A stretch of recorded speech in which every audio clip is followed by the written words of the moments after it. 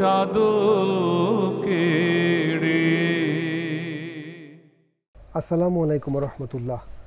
আলহামদুলিল্লাহি রব্বিল আলামিন ওয়াসসালাতু ওয়াসসালামু আলা সাইয়্যিদিল মুরসালিন ওয়া আলা আলিহি ওয়া সাহবিহি আজমাইন। এটিএন বাংলার সুপ্রিয় দর্শক, স্বাগত জানাচ্ছি সিরাতে রাসূলুল্লাহ সাল্লাল্লাহু আলাইহি ওয়াসাল্লাম প্রিয় নবীর পূর্ণাঙ্গ জীবনী অনুষ্ঠানে। এর আগে আমরা রাসূলের জীবনের নানা কথা শুনেছি, তার নামকরণের সার্থকতা শুনেছি, রাসূল ইসলামের বংশধারা সম্পর্কে কথা বলেছি। আজকে আমরা জানব সেই পূর্ণ সময়ের কথা, সেই শুভক্ষণের কথা যে সময় আল্লাহ রাসূল পৃথিবীতে আসলেন। আমরা কথা বলবো মহানবী সাল্লাল্লাহু আলাইহি ওয়াসাল্লামের জন্ম এবং প্রাসঙ্গিক ঘটনাবলী সম্পর্কে। কথা বলবার জন্য আমাদের সাথে রয়েছেন তরুণ আলেমে দ্বীন, রাসূলুল্লাহ সাল্লামের জীবনের এক মুগ্ধ পাঠক, গবেষক, জগন্নাথ বিশ্ববিদ্যালয়ের ইসলামিক স্টাডিজ বিভাগের সহযোগী অধ্যাপক ডক্টর মোহাম্মদ রেজাউল হোসাইন। আসসালামু আলাইকুম ওয়া রাহমাতুল্লাহি ওয়া বারাকাতুহু। ওয়ালাইকুম আসসালাম ওয়া রাহমাতুল্লাহ। আপনাকে ভীষণ আনন্দের একটা ক্ষণে, আনন্দের বিষয়ে আলোচনা করার জন্য আমন্ত্রণ জানাচ্ছি। মোহতারাম, আমরা ধারাবাহিকভাবে রাসূলের জীবন আলোচনা করছি। আজকে আমরা কথা বলতে চাই রাসূল ইসলাম পৃথিবীতে যখন আসলেন সেই সময়টা, তারিখ, ক্ষণ এই নিয়ে, আর বিশেষভাবে এই যে তার আগমনের পবিত্র সংবাদে মহাবিশ্বে যে প্রতিক্রিয়া তৈরি হলো, প্রাসঙ্গিক যে বিস্ময়কর নানা ঘটনা ঘটলো, সিরাতে তার বিস্তর বিবরণ রয়েছে। সেখান থেকে প্রামাণ্য অথবা বহুল প্রচলিত কিছু গল্প আমরা শুনবো। শুরুতে আমরা রাসূল ইসলামের আসবার তারিখটি বা দিনগুলো সম্পর্কে জানতে চাই। আলহামদুলিল্লাহ, আসসালাতু ওয়াসসালামু আলা রাসূলিল্লাহ ওয়া বা'দ। দেখুন, রাসূল সাল্লাল্লাহু আলাইহি ওয়াসাল্লামের সিরাতে আমরা আজকে যে বিষয়টি নিয়ে কথা বলতে চাই প্রিয় দর্শকদের জন্যে, এটি আমরা সবাই জানি যে আমরা রাসূল সাল্লাল্লাহু আলাইহি ওয়াসাল্লামকে আগমনকে কেন্দ্র করে বিভিন্নভাবে এটাকে উদযাপন করা হয় রবিউল আউয়াল মাস হিসেবে। তো এটার একটা আলাদা একটা সিগনিফিকেন্স, তাৎপর্য মুসলিম উম্মাহ সারা বিশ্বে আছে, এমন থাকাই স্বাভাবিক, থাকাটাই উচিত। বিশ্বের সর্বকালের সর্বশ্রেষ্ঠ মহামানব মুহাম্মদ সাল্লাল্লাহু আলাইহি ওয়াসাল্লাম এই ধুলি ধরাতে আসবেন, তো সেটা তো অবশ্যই অনেক গুরুত্ব থাকবে মুসলিম উম্মার কাছে। দেখুন, হযরত আদম আলাইহিস সালাম থেকে নবী সাল্লাল্লাহু আলাইহি ওয়াসাল্লামের জন্মের আগ পর্যন্ত যত আম্বিয়া আলাইহিমুস সালাম এবং যত উলামা, কারণ নবী সাল্লাল্লাহু আম্বিয়া আলাইহিস সালামের পাশাপাশি প্রত্যেকটি সময়ই কিন্তু তৎকালীন বিজ্ঞ আলেম পণ্ডিতরা ছিলেন। তো সেই সকল আলেম বিজ্ঞজন যারাই এসছেন নবী সাল্লাল্লাহু আলাইহি ওয়াসাল্লামের আগ পর্যন্ত, সবাই রাসূল সাল্লাল্লাহু আলাইহি ওয়াসাল্লাম আগমনের বিভিন্নভাবে, বিভিন্ন পদ্ধতিতে, ইশারায়, প্রত্যক্ষ পরোক্ষ বিভিন্নভাবে এই সংবাদটি তারা দিয়ে গিয়েছেন। আমরা প্রামাণ্যভাবে কিছু বলার চেষ্টা করছি।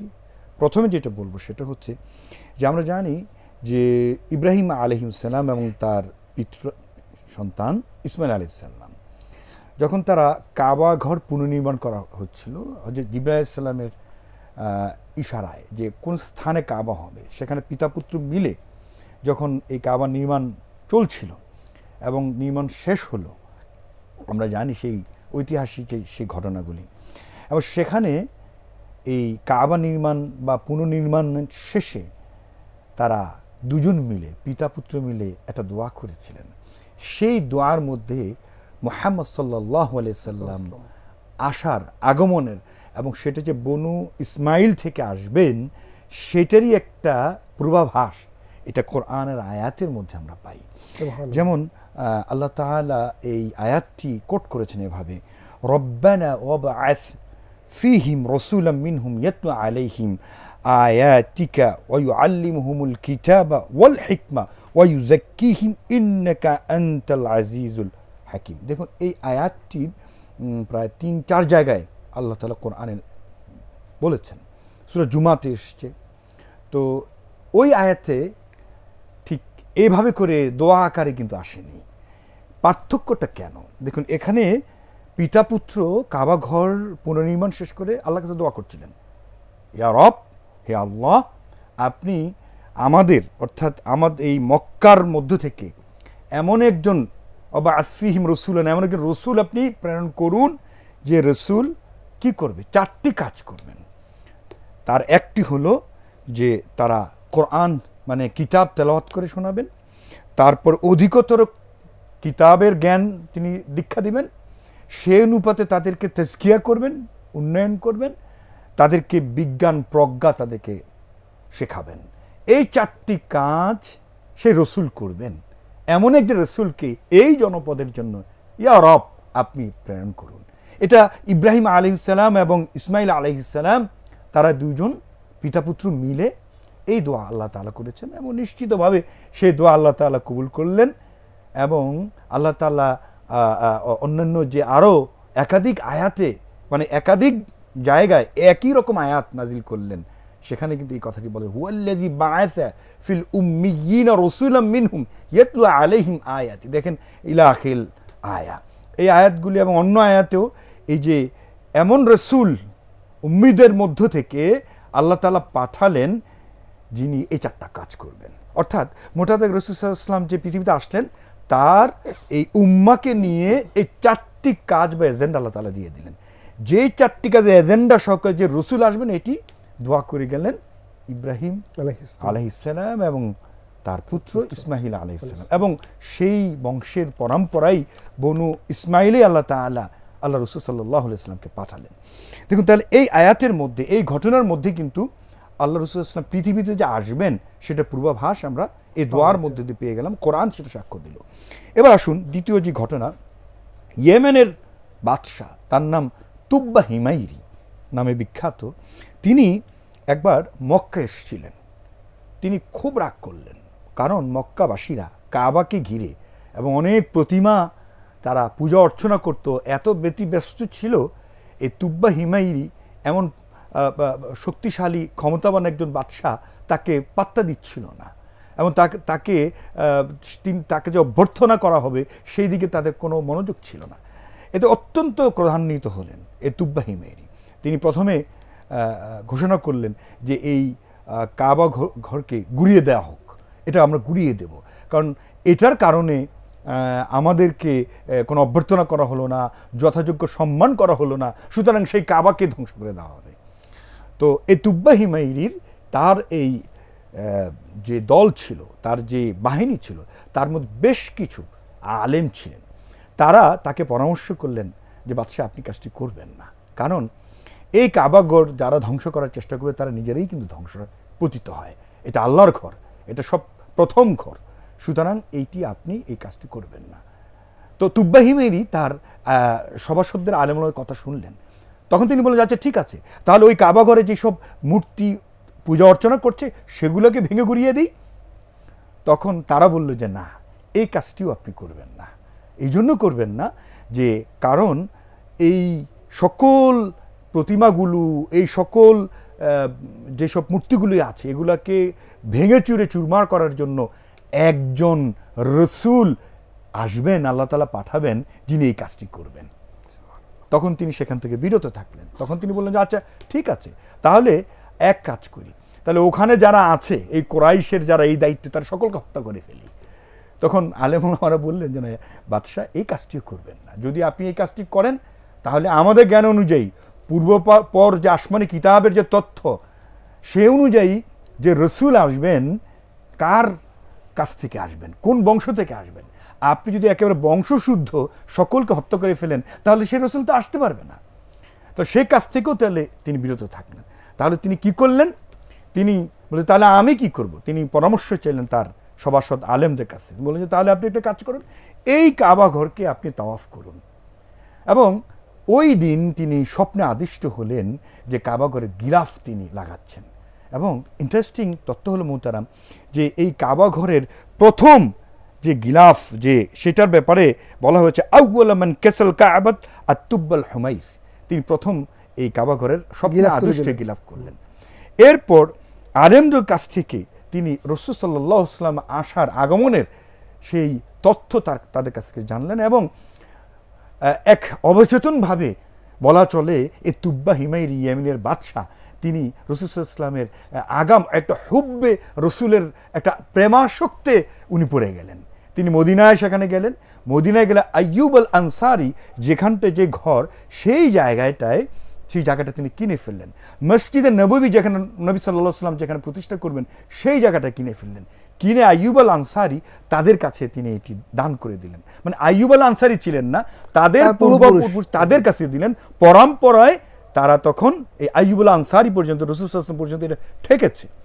ইন্টারেস্টিং ব্যাপার হলো মোহতারাম, দেখুন এই আইয়ুব আল আনসারীর কাছে একটা ফলক, একটা লিখিত একটি ফলক ছিল, যেই ফলকটি সেই ইয়ামানের বাদশা তুব্বা হেমাইরি তিনি লিখে গিয়েছিলেন এবং সেখানে রাসূল সাল্লাল্লাহু আলাইহি ওয়াসাল্লামের প্রতি যে ভালোবাসা, তার প্রতি প্রেমাসক্ত হওয়া, এই কথাগুলি কিন্তু সেটা পরম্পরায় আইয়ুব আল আনসারী যখন রাসূল সাল্লাল্লাহু আলাইহি ওয়াসাল্লাম মদিনায় হিজরত করলেন তখন আল্লাহ রাসূল সাল্লাল্লাহু আলাইহি ওয়াসাল্লামের কাছে সেটা উপস্থাপন করা হলো এবং রাসূল সাল্লাল্লাহু আলাইহি ওয়াসাল্লাম দেখলেন। তাহলে এর দ্বারা যেটা বোঝা গেল আল্লাহ রসুল যে পৃথিবীতে আসবেন, এই আগমনের বিষয়টি এই পরম্পরা, এই সিরাতের এই রেফারেন্সে আমরা কিন্তু এই ঘটনাতে আমরা বুঝতে পারি যে এই বিষয়গুলি এসেছে। এরপরে আসুন, এছাড়া কোরআনে হযরত ঈসা আলাইহিস সালাম তিনি সুসংবাদদাতা ছিলেন আল্লাহ রাসূল সাল্লাল্লাহু আলাইহি ওয়াসাল্লাম। আল্লাহ তাআলা সেখানে সেটা বলেছেন যে ও মুবাশশিরু বিরাসূলিন ইয়াতি মিন বা'দি ইসমুহু আহমদ। এখানে ঈসা আলাইহিস সালামের কথা যেটা এসছে যে তিনি মানে আল্লাহর এমন একজন আসবেন যার নাম হবে কি? আহমদ। তো এখানেও আমরা আল্লাহ রাসূল সাল্লাল্লাহু আলাইহি ওয়াসাল্লামের আগমনের পূর্বাভাস এই কোরআনে এই আয়াতের মধ্যে আমি খুব সংক্ষেপে যাচ্ছি, এখানে বর্ণনা পাওয়া যায়। এরপর আসুন যে আল্লাহ রাসূল সাল্লাল্লাহু আলাইহি ওয়াসাল্লাম তার যারা পিতৃপুরুষ, যারা বংশীয় পরম্পরায় যারা ছিলেন, প্রত্যেকেই কিন্তু কোনোভাবে আল্লাহ রাসূল সাল্লাল্লাহু আলাইহি ওয়াসাল্লামের পৃথিবীতে আসবেন এটার চিহ্ন বহন করে এসেছেন। সেক্ষেত্রে সিরাত শাস্ত্রগণ বলেন যে তারা একদিকে যুগের সেই সময়কালের পরম্পরা যারা ছিলেন, নেতা ছিলেন, বিচক্ষণ ছিলেন, তারা প্রজ্ঞাবান ছিলেন, বিজ্ঞ ছিলেন, দূরদর্শী ছিলেন। অর্থাৎ রাসূল সাল্লাল্লাহু আলাইহি ওয়াসাল্লাম যে বংশ পরম্পরায় এসেছেন প্রত্যেকেই, এবং শুধু তাই নয়, তাদের কোনো সিরাতকার বলেন তাদের প্রত্যেকের ললাটের নূর তাদের পরিলক্ষিত হতো। শুধু ললাটের নূর নয়, পাশাপাশি তালবিয়া, সে তালবিয়া পর্যন্ত পৃষ্ঠে ছিল। যেমন রাসূল সাল্লাল্লাহু আলাইহি ওয়াসাল্লামের একজন পূর্বপুরুষ ইলিয়াস, যার সম্পর্কে বলা হয় যে রাসূল সাল্লাল্লাহু আলাইহি ওয়াসাল্লামের আল্লাহ কর্তৃক জিকির এবং তালবিয়া এটা তার থেকে শোনা যেত। এই ধরনের চিহ্নগুলি আল্লাহ তাআলা রাসূল সাল্লাল্লাহু আলাইহি ওয়াসাল্লামকে যে পাঠাবেন এবং আগমন হবে, এই বিষয়গুলি এভাবে এসেছে। এরপর আসেন খুব গুরুত্বপূর্ণ, আল্লাহ রাসূল সাল্লাল্লাহু আলাইহি ওয়াসাল্লামের জন্মের ঠিক আগ মুহূর্তে জমজম কূপ যেটা অবরুদ্ধ ছিল, এখানে একটি তথ্য দিতে চাই। সেটা হলো যে এই জমজম কূপ বছরের পর বছর, যুগের পর যুগ ধরে যেটার মক্কার জনপদের সেই মানুষ সেই জমজমের পানি পান করত। কিন্তু এখানে একটি বিষয়, সেটা হলো যে কোরাইশ এবং জুরহাম এই দুই গোত্রের মধ্যে একটি বিবাদ লেগেছিল এবং এই বিবাদে জুরহাম গোত্র তারা মক্কা ত্যাগ করতে বাধ্য হয়েছিল এবং ঠিক তখনই তারা এই জমজম কূপকে সকল ধরনের সরঞ্জামাদি, বিভিন্ন আসবাবপত্র দিয়ে এটাকে বন্ধ করে ফেলা হয়েছিল। এবং আব্দুল মুত্তালিব, আল্লাহ রাসূল সাল্লাল্লাহু আলাইহি ওয়াসাল্লামের দাদা, তাকে আল্লাহ তাআলা আদিষ্ট করলেন স্বপ্নযোগে যে এই জমজম কূপকে আবার যেন পুনরায় ফাংশনাল করা হয়, এটাকে যেন অ্যাক্টিভেট করা হয়। এবং আব্দুল মুত্তালিব সেই কাজটি করলেন। এটা এই জন্য করলেন যে তার কিছুদিন পরেই আল্লাহ রাসূল সাল্লাল্লাহু আলাইহি ওয়াসাল্লাম পৃথিবীতে আসবেন এবং সেই কারণে এই জমজম যেটা কাবার পাশে, এবং এই জমজমে পানি দিয়ে যারা হাজি, যারা তাওয়াফ করবেন তাদের পানি পিপাসা নিবৃত হবে, তাদের মেহমানদারি হবে এই জমজমের কূপ দিয়ে। এটাও একটু আমি আপনাকে বলতে চাই, সেটা হলো আপনি ঘটনা বর্ণনায় বা বক্তব্যে কোনো সংক্ষেপ করবেন না, এটা আমাদের ধারাবাহিক বিবরণ চলছে। প্রয়োজন আমরা এটা 2 পর্ব 3 পর্ব করব, কিন্তু আমরা রাসূল ইসলামের জীবনের সব গল্প শুনতে চাই। জি, আপনাকে অনেক ধন্যবাদ। কারণ আল্লাহ রাসূল ইসলাম জন্মের এই বিষয়গুলি, ঘটনাগুলি, এটি খুব মুখতাসার করে সংক্ষেপে বলা বেশ কঠিন। আমরা বিস্তারিত শুনতে চাই। আমরা আমাদের প্রিয় দর্শকদের জন্য আরও কিছু চমকপ্রদ কিছু তথ্য আমরা শেয়ার করতে চাই। যে এই জমজমের কূপের কথা বললাম, এইটিও পুনরায় আবার ফাংশনাল হওয়াটাও আল্লাহ রাসূল ইসলামের পৃথিবীতে আগমনের একটি পূর্বাভাস। এরপরে আসুন আমরা আরেকটি তথ্যে যেতে চাই। সেটা হলো, এটা আমরা মোটামুটি সবাই জানি যে আল্লাহ রাসূল সাল্লাল্লাহু আলাইহি ওয়াসাল্লামের জন্মের 50 কি 55 দিন আগে সে আব্রাহা হুস্তি বাহিনী, যেই ঘটনাকে কেন্দ্র করে আল্লাহ তাআলা গোটা সূরাই নাজিল করলেন, সূরাতুল ফিল, যেখানে আমরা জানি যে আব্রাহা তার হস্তি বাহিনী সহ এই কাবাকে ধ্বংসের জন্য যে পরিকল্পনা করে আসছিল এবং আবাবিল পাখির মাধ্যমে তাদের পদপিষ্ট হয়ে একেবারে চুরমার করে একেবারে ধ্বংস করে দেওয়া হলো, এই ঘটনাটি আল্লাহ রসুল সাল্লাল্লাহু আলাইহি ওয়াসাল্লামের জন্মের সিরাতকারগণ বলেন 50 কি 55 দিন আগে। অর্থাৎ এই কাবাকে সুরক্ষা রাখা এবং এটার কোনো ক্ষতি না হওয়া, কারণ আল্লাহ রসুল এখানে জন্ম নিবেন এবং এই কাবা ঘরের কাছাকাছি তিনি থাকবেন। সুতরাং এমন অবস্থায় এই আব্রাহা কর্তৃক হস্তি বাহিনী যদি কাবা ঘর ধ্বংস করা হয়ে যেত, তাহলে কিন্তু আল্লাহ রসুল সাল্লাল্লাহু আলাইহি ওয়াসাল্লাম এই সময় কিন্তু পৃথিবীতে আসবেন না। সুতরাং এই ঘটনার মধ্যে দিয়েও কিন্তু এই সূরার আয়াতের মধ্যে দিয়ে কিন্তু এটা প্রতীয়মান স্পষ্টভাবে যে আল্লাহ রসুল কিছুদিনের মধ্যেই আসতে চলছেন। এরপর আসে এটি একটি ঘটনা। তো এভাবে করে যদি আল্লাহ রসুল সাল্লামের জন্মের এই ঘটনাগুলো যদি আমরা পূর্বাভাস এই কোরআন থেকে এবং এই সিরাত থেকে বুঝি, তাহলে এটা অনেক আগ থেকেই কিন্তু আল্লাহ রসুল সাল্লাম পৃথিবীতে আসবেন, কোথায় আসবেন, কিভাবে আসবেন, এই বিষয়গুলি কিন্তু পূর্বাভাস, বিভিন্ন চিহ্ন, বিভিন্ন নিদর্শন কিন্তু পরিলক্ষিত হচ্ছিল। এরপর আসুন যে আল্লাহ রসুল সাল্লাম যার গর্ভে আসলেন, আমেনা বিনতে ওয়াহাব, পিতা আব্দুল্লাহ ইবনে আব্দুল মুত্তালিব। দেখুন এই আব্দুল্লাহ ইবনে মুত্তালিব যার ঔরসে আল্লাহ রসুল সাল্লাম আসবেন, কার সাথে বিয়ে হবে? ওরাকে বিন নওফল, আমরা সবাই জানি অত্যন্ত পণ্ডিত ছিলেন, তার বোন, তার নাম সম্পর্কে বেশ কয়েকটি তথ্য এখানে পাওয়া যায়। তো তিনিও ওরাকে বিন নওফলের মতোই কিন্তু পূর্বাপর আসমানি কিতাব সম্পর্কে অভিজ্ঞ ছিলেন, জ্ঞানী ছিলেন।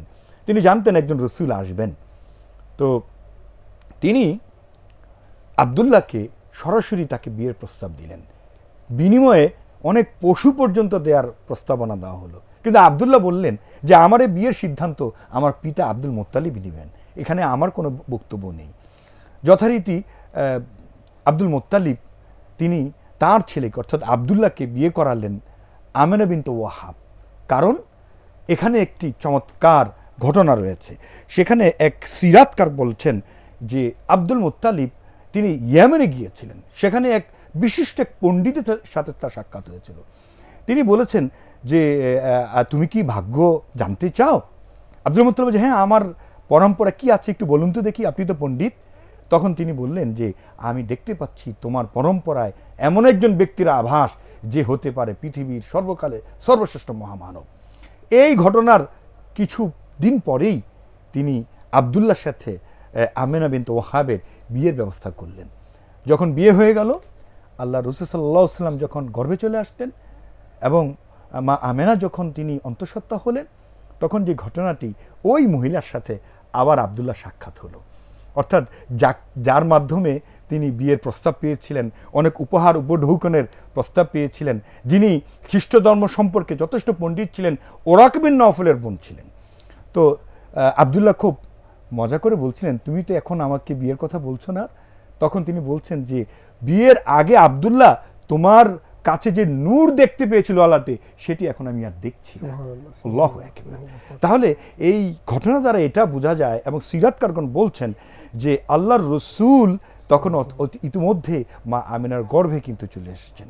এবং দেখুন এখানেও একটি বিষয় উল্লেখযোগ্য, এই যে আমেনা বিনতে ওয়াহাব তিনিও কিন্তু অত্যন্ত সম্ভ্রান্ত পরিবারের ছিলেন এবং একদিকে যেরকম কোরাইশ গোত্র সম্মানিত, বনু হাশিম শাখাগণ সম্মানিত মর্যাদা অধিকারী, ঠিক আমেনা বিনতে ওয়াহাব মদিনার বনু জোহরা তিনিও কিন্তু ওই বনু জোহরা এটাও কিন্তু অত্যন্ত সম্ভ্রান্ত এবং মক্কারি এবং অত্যন্ত মানে প্রতিচিযশা এবং মর্যাদাবান একটি গোত্র ছিল। মানে অর্থাৎ দুটিই কিন্তু প্যারালালি মর্যাদাবান। আল্লাহ রাসূল সাল্লাল্লাহু আলাইহি ওয়াসাল্লাম আল্লাহ তাআলা এমন গোত্রে পাঠাবেন দুই দিক থেকেই যেন সেটা সম্মানের অধিকারী হয়। গোত্রের অষ্টম পুরুষ আবার সেম মানুষ একই জায়গায় আবার মিলিত হয়েছে, যেটা আমরা নসব নামে বলেছিলাম। তো এবার আসুন যে এই ঘটনার অর্থাৎ রাসূল সাল্লাল্লাহু আলাইহি ওয়াসাল্লাম যখন মা আমেনার গর্ভে আসলেন, এটি সিরাতকারগণ বলছেন মা আমেনার বয়ান হলো এরকম যে আমি যে যখন বাচ্চা গর্ভে থাকে নানাবিধ কষ্টে মা পতিত হন, কিন্তু আল্লাহ রাসূল সাল্লাল্লাহু আলাইহি ওয়াসাল্লাম যখন গর্ভে আসলেন তখন মা আমেনার বা তেমন কোনো কষ্টই তার অনুভব করেননি। শুধু তাই নয়, তিনি যখন পৃথিবীতে ভূমিষ্ঠ হলেন মা আমেনার যে বয়ান সেটা হচ্ছে যে আমি মোটেও কোনো ধরনের কষ্ট অনুভব করিনি, এবং আল্লাহ রসুল যখন পৃথিবীতে পদার্পণ করে আকাশের দিকে তাকিয়ে পদার্পণ করলেন, হাতটি মাটির মধ্যে ছিল, এবং তার বয়ান হলো যে আমি যেন এমন একটা আলোকচ্ছটা দেখছিলাম যে আলোকচ্ছটা সিরিয়ার বুসরা পর্যন্ত যে পৌঁছেছিল, সুবহানাল্লাহ। এবং পরবর্তী সিরাতকারগণ বলছেন এইটার সিগনিফিকেন্স হলো যে আল্লাহ রসুলের যে কালেমার দাওয়া সেটা সিরিয়ার বসরা এবং সেই পর্যন্ত পৌঁছাবে, এই ঘটনার দ্বারা, এই বয়ান দ্বারা সেই তাৎপর্যই তারা বয়ান করেছেন। দেখুন এখানে যে বিষয়গুলি এসে গেল রাসূলুল্লাহ সাল্লাল্লাহু আলাইহি ওয়াসাল্লামের জন্মের সাথে, এই ঘটনাগুলি, এই প্রত্যেকটা ঘটনাই কিন্তু এক একটা মিরাকল, এক একটা মুআজিজা। এবং যখন আমিনার গর্ভে রাসূল সাল্লাল্লাহু আলাইহি ওয়াসাল্লাম আসলেন, তিনি বলতেন যে আমি নানাবিধ স্বপ্নে দেখতে থাকলাম, এবং এই স্বপ্নের সত্যতা তিনি বলছেন সিরাতকারগণ আমিনার ভাষ্যে যে এই সত্যতা আল্লাহ ভালো জানেন।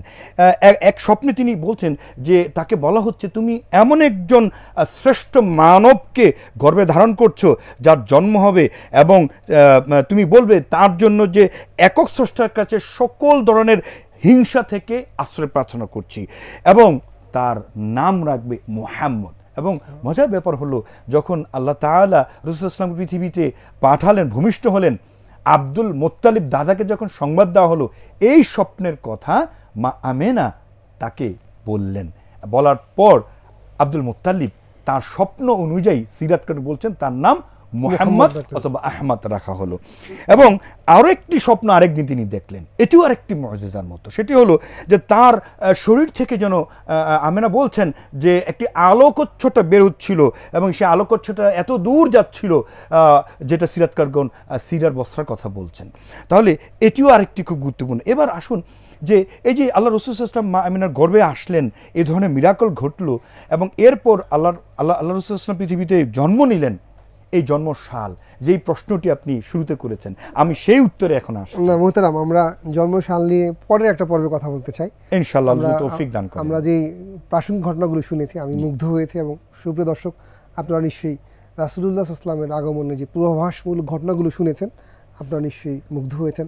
আসলে আল্লাহ রাব্বুল আলামিনের প্রিয়তম রাসূল, সর্বশেষ রাসূল, সর্বশ্রেষ্ঠ রাসূল, যাকে তিনি মহাবিশ্বের সকল প্রাণীর, সকল জীবের, সকল বস্তু নিচয়ের জন্য রহমত করে পাঠিয়েছেন, তার আগমন তো খুব সহজে বা খুব স্বাভাবিকভাবে ব্যাপারটি এরকম না, বরং চারপাশে পূর্বাভাস রচনা করে আল্লাহ রাব্বুল আলামিন তাকে পাঠিয়েছেন। আমরা মুহতারাম আলোচককে ধন্যবাদ দিতে চাই যে তিনি সেই ব্যাপারগুলো খুব চমৎকার করে তুলে ধরেছেন।